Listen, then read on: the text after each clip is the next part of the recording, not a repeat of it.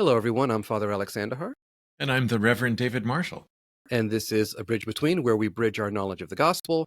We bridge the physical distance between ourselves because we don't live very close to each other.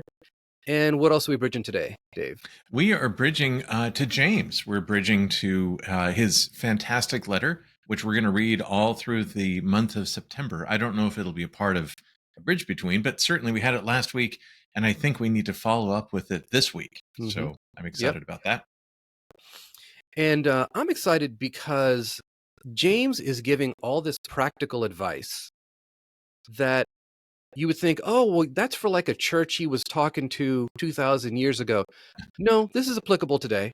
It's a very It's applicable today. it's all applicable today. It's applicable Yeah. like in my life Right. a lot. Right. Right. The part, if you don't mind, can I read the part that I like? From James chapter 3, you bet. Yeah, yeah. So the part that I like, that you and I have been discussing, is from James chapter 3. How great a forest is set ablaze by a small fire, and the tongue is a fire. The tongue is placed among our members as a world of iniquity. It stains the whole body, sets on fire the cycle of nature, and is itself set on fire by hell. For every species of beast and bird, of reptile and sea creature can be tamed and has been tamed by the human species, but no one can tame the tongue, a restless evil full of deadly poison. With it we bless the Lord and Father, and with it we curse those who are made in the likeness of God. From the same mouth come blessing and cursing. My brothers and sisters, this ought not to be so. Does a spring pour forth from the same opening both fresh and brackish water? Can a fig tree, my brothers and sisters, yield olives, or a grapevine figs? No more can salt water yield fresh. That is so good. Oh, it is so awesome on many, many different levels. I Nice just, job reading it. yeah, I just love it because the tongue he's referring to, of course, is our ability to speak. You Yeah. know, and with this ability to speak, we have as human beings composed and said powerful things, life-giving things, things that have caused people to experience freedom and love and joy. But at the same time, we've also used words to hurt people, demean people, dehumanize people, insult people, and separate people from our communities. Yep. You and I were talking a little bit about some experiences we've had in trying and failing to tame our tongues. And I admit that's something I struggled with just from high school. That there were zingers that I just loved to drop on people that would really hurt them, Mm-hmm. and making a conscious effort to realize, that's not life-giving in any way. You're going to have to change that about you if you're going to call yourself a Christian. So that's kind of Right. been part of my journey. And to this day, I still will struggle because there'll be these thoughts in my mind that says, that's funny. And then I think about it. No, that's not funny. No, it's not funny. It's funny at somebody else's expense, but Correct. yeah, Correct. yeah. That if I can start on a really broad note, Hmm. Anglican moral theology is believing that God has revealed God's self in three different books: the book of Scripture, the book of nature, the book of reason. And part of why we believe that comes directly from that portion of chapter 3 that you just read. Hmm. That what James is doing is doing a theological reflection about how nature works, which is the nature of God, and then the nature of reason. Hmm. And reason steps in, and that's where the tongue falls out of place, if you will. That the human species can't seem to control itself, and that's the part of our reason. So we can bless, but we can also curse. Well, and then there's the next step that James, I don't think if he addresses it directly, but one of the things that we can see is that the things that we say can become action. Yes. And so we have to be very careful with the things that we say out loud, the things that we invoke in that way, because they can become action. So, for example, if we start our day with prayer, Mhm. if we start our day by using God's name for adoration and glory and worship, that starts our day off in a very distinct way. in a very good way. If we use our words and our first thoughts and words of the morning to curse people or Mhm. to get angry, Mhm. um, that's going to set us off in a very different way. And I experienced this as well in that I'm one of those people who have that guilty pleasure of waking up in the morning and checking my phone and seeing what the news Is it was. really, is it a pleasure or is it just all guilt? It's just all guilt at this It's point. just all guilt. But Yeah. except now that football is back, I just get check the scores and maybe put the phone back down. Right. But um, a lot of times, what's the first thing that I'll read in the morning is going to help determine what my mood will be and how I treat others. And I think that for many people, this can be an experience, especially in our current divisive climate, that Hmm. these things that we are consuming Hmm. come into us, right? Yep. And they stir, they ferment. And then when we repeat them or we say something about them that's not life giving, it, it does what James says. And then it becomes actions in how we treat others. I mean, it's a really direct line. It really is a direct line. I'd also suggest that for going to bed as well, that you Yeah, do not listen to divisive, angry, fiery talk before you try to go to sleep. It's a lot like, for me at least, eating really spicy food before, and then going to bed immediately. Like that's that's not a good, not a that's recipe not a good for, idea. that's not a good thing. But same with listening to other people's tongues or using our tongue in a negative way. Yeah. Um, that the first thing out of our mouth should be blessing, and then the last thing out of our mouth should be a blessing. That helps for sleeping, I think. But, you know, something I would point out is that James acknowledges that the tongue cannot be tamed, right? And that comes from the sin and brokenness that we experience as human beings. And Oh, so, we've come to our first disagreement. I'm so happy about oh, this. well, please. So let me Yay! finish the point. So, Okay, yeah, yeah, yeah. our inability to tame our tongue comes from our brokenness, our sinful nature that Okay, we have. That our first inclination sometimes might be to say something untoward or not generous towards sure. another person. Uh-huh. And so just acknowledging where that evil comes from, it comes from the broken part of our nature. And so sometimes when we disagree with people or we get into arguments with people, it comes from our broken nature, and we find the opening to say something that we know will hurt, right? That is the worst thing to me. So go Mhm. ahead, disagree. I think that the tongue is one of the signs of God's free will. That so Okay. much in our lives are around, as we talked before about existence and essence, so much of our lives are built around existing, of trying to, Mhm. we get hungry, we get thirsty, we need to sleep, we need shelter, all that type of stuff. But we have this incredible creative side of us, the tongue, if you will. Yeah. But we can use that for good or for bad. And you've heard the joke about somebody saying, I would say that, but I'm worried about lightning striking me. Yeah. It doesn't happen. We don't say something that's blasphemous or something that's just rancid and horrid and then get struck by lightning because of free will, that God allows us to do that. So here's what I would say is that the tongue is one of the ultimate expressions because it's involved with the body. I think the body is the ultimate expression of our free will. But Oh, the okay. the the tongue is a great expression of our free will, Mhm.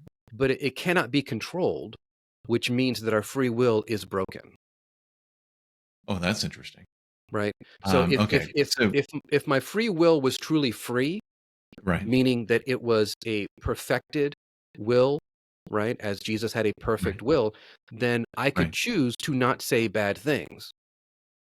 But because it's broken, because there's right. a sinful aspect to my free will in the things that I say, it would be Mhm, like kind of echoing Paul. Why do I say the things that I don't want to say? And why do I not say the things that I know that I should say? Would mhm, kind of be the way that right. you might think about it. So I'm not too far off, from you, but I think that I look at it as the tongue is a great barometer of where we are in our Christian life. and where we are It is. Yeah. spiritually internally.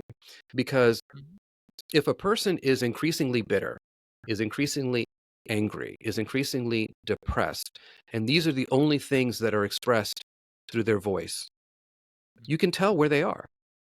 Yeah. Just like a person who is constantly lifting others up, saying, trying to be humble and say, no, no, no, this was a team effort. This wasn't just about me, and praising God and loving Christ in their words, you can tell where they are. And You sure so, can. that's why I think, I agree with the free will aspect, and I believe that it's very much a barometer of our spiritual life. It is. It is. If I can take you way back to Adam and Eve and the serpent, Hmm. what was expressed were words Hmm. that the serpent was able to speak, and so was Eve. And then the whole, if you will take, which we should do a whole thing about the garden and The all of fall. that, because I Yeah. have a particular view on it. But if we were to go on the original sin doctrine, if we were to follow that, Hmm. it all involved the tongue. It involved eating. Um, and yeah, it's interesting. I don't know if Yeah. James had that in mind when he was talking Um, about the no, but tongue, I but think what James had in mind was expressing the sheer power of the tongue to influence people. yeah, yeah, One of the things I love to do is to read biographies. I like to listen to them a lot now because I'm driving so much back and forth. But I love to listen to the famous speeches of history of mm-hmm, great leaders and ask myself, what level of inspiration came on? A really good example, actually, if you want to give a Christian example, is think of the hymns that are our favorite hymns from the hymnal or from other resources, and think right, about the person who had to sit down and compose these words, mm-hmm, right? I was just listening to a great book talking about the traditions and songs of Easter, and one of the things that talked about was the origins of the song or the hymn, All Glory, Laud, and Honor to Thee, Redeemer oh, King. wow, And I encourage you to go look that up. I'm not going to give you the whole story here, okay, but these hymns came from a place of deep suffering, but also a place of deep devotion. And so that mm-hmm, was this person's expression through their suffering of their devotion to God. And so, mm-hmm, what benefit have we received in listening to these words, consuming these words, and then singing them or repeating them or internalizing them in such a way that we share them with others? mm-hmm. That's fantastic. I'm going to take us in a little different direction, Please do. if you don't mind for just a moment. You had read that the tongue is placed among our members as a world of iniquity.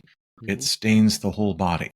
Yep. And I met an actress, somebody who I was really interested in meeting when I was living in Los Angeles. And she's particularly actress. And getting to talk to her, she said some really horrible negative things about and judgy things about everybody else around me. Mhm. And I thought, such a lovely person. Yeah. But that person now has been in my mind. I'm like, look, I've always wanted to meet you, but I'm over here. That it was it. Yeah. It's sad, and it's one of those like the exterior beautiful, and she does a great job acting, but clearly it was acting that there was something else going on in there. But it, as clergy, we can really stain our bodies with our tongue if we are not careful.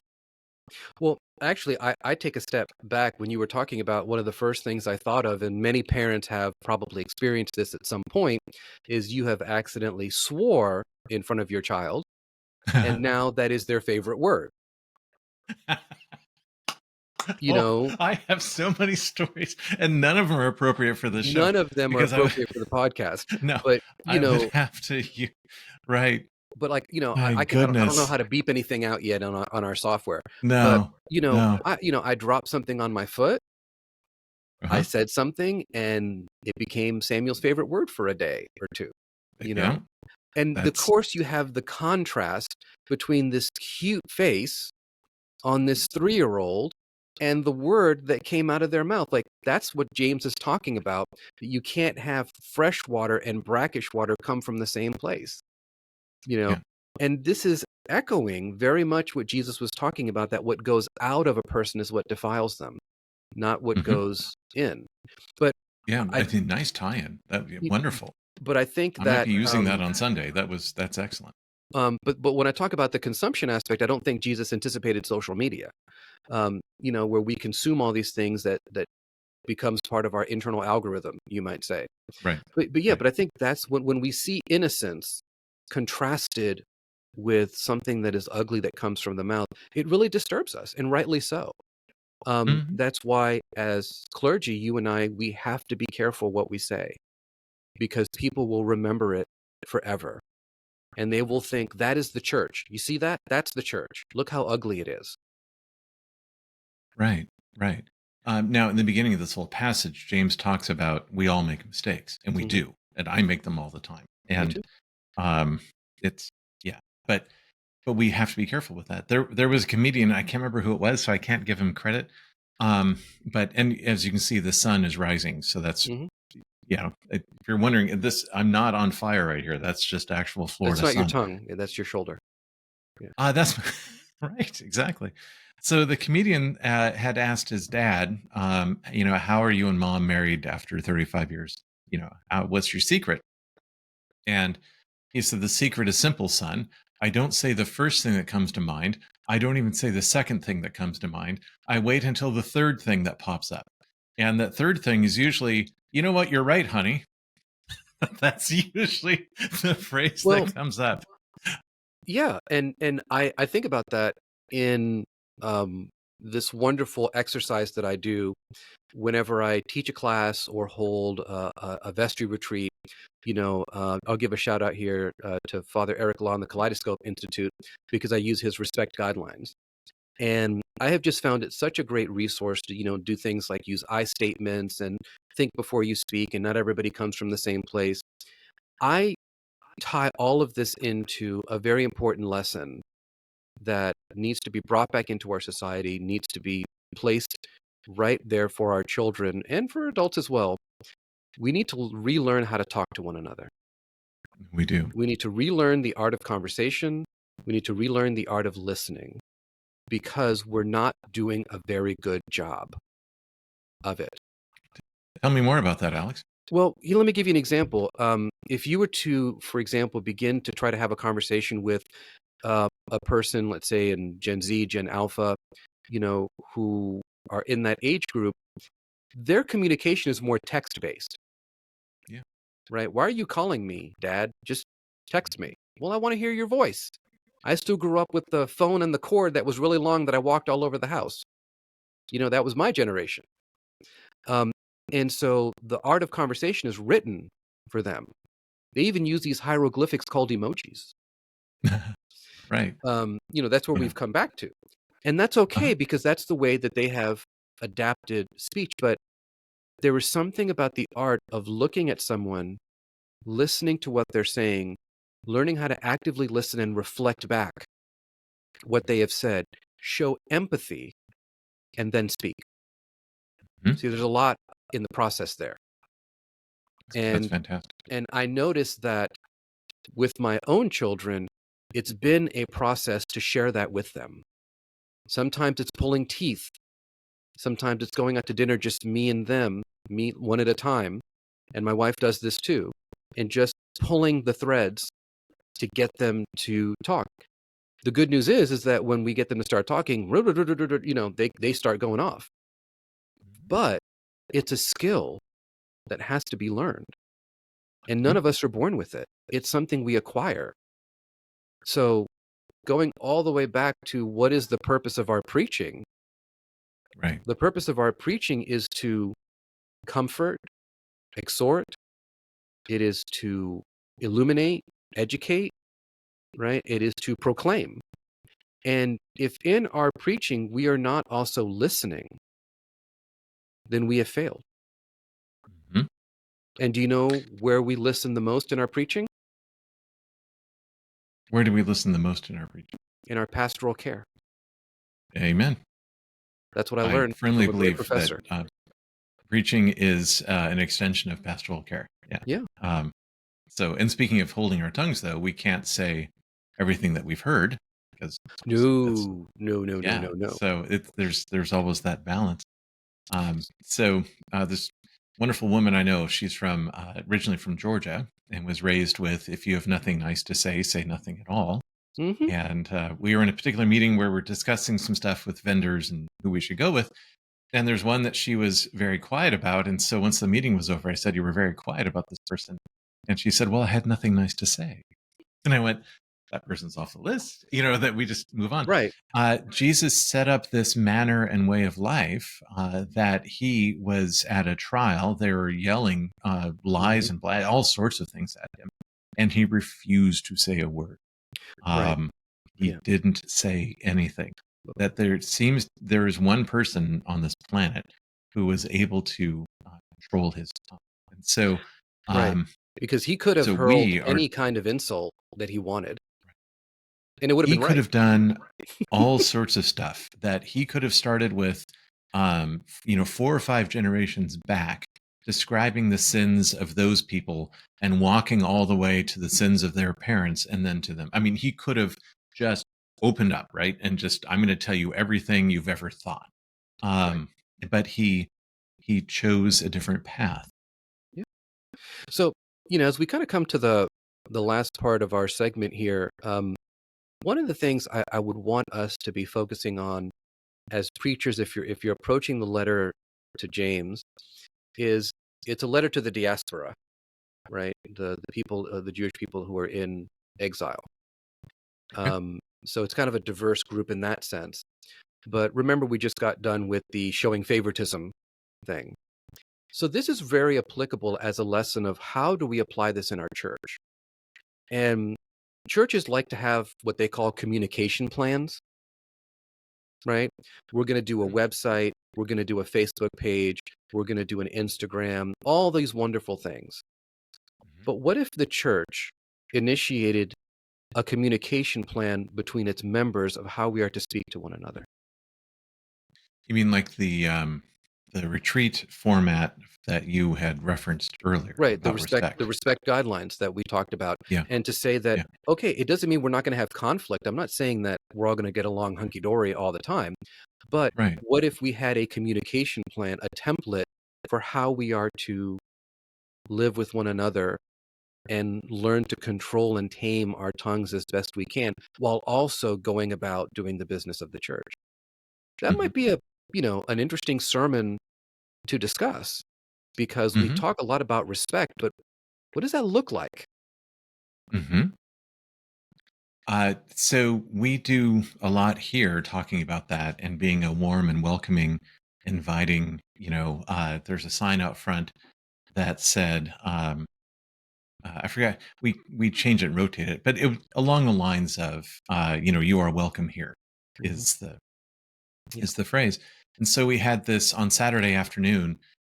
We had a harp concert. It was awesome, and it was great. We had a lot of people from the community showed up, and right at the end, when she had finished, and I was, we're going around and thanking her, and I was meeting people. 2 people wearing FEMA jackets, and you've seen the FBI jackets. At least I've Mhm. seen them on TV. I don't know if Yeah. they're real, but these people were really wearing FEMA jackets and really had FEMA stuff.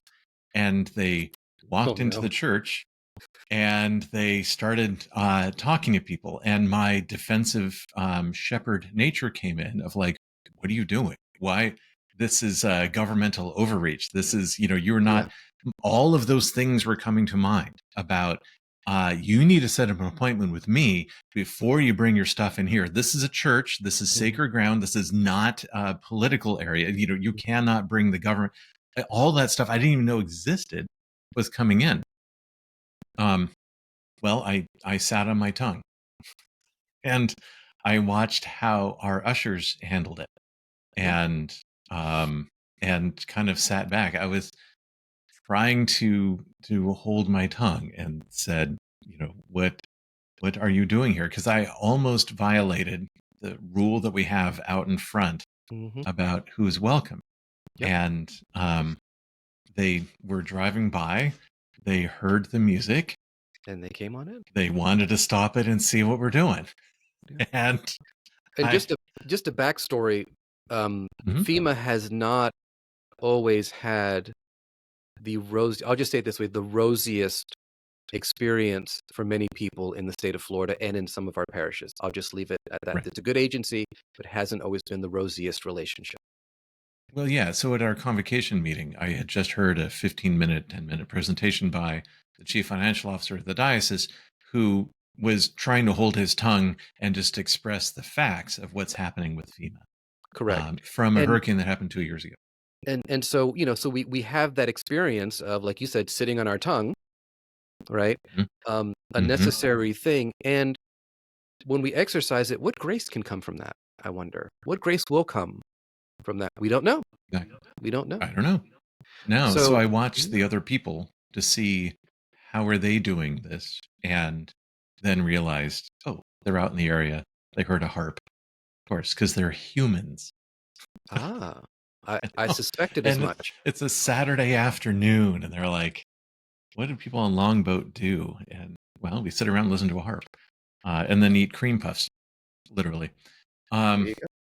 Welcome to the it's Episcopal a great Church. afternoon. Yeah. So, Alex, this is a great reminder for me to remember the tongue and to remember to hold it. I forgot who the person was that says you never have to take back the words you didn't say. Yeah. Um, that it's a good reminder. At the same time, you and I and the preachers that are listening to this have tongues that can set afire In a the different Holy way. Spirit. Yeah. Exactly. Well, then let's kind of, commend ourselves to that effort, that we know what kind of fires we're supposed to light and what kind of fires we're supposed to avoid, and that we shall allow the Spirit to tame our tongue. Yes. And what I'm taking away is to remember that when you wake up, before you look at your phone, to remember to bless the Lord and Father Hmm. of all creation. And for me, going to bed, remember to bless the Lord and Father of all creation. Amen. All right.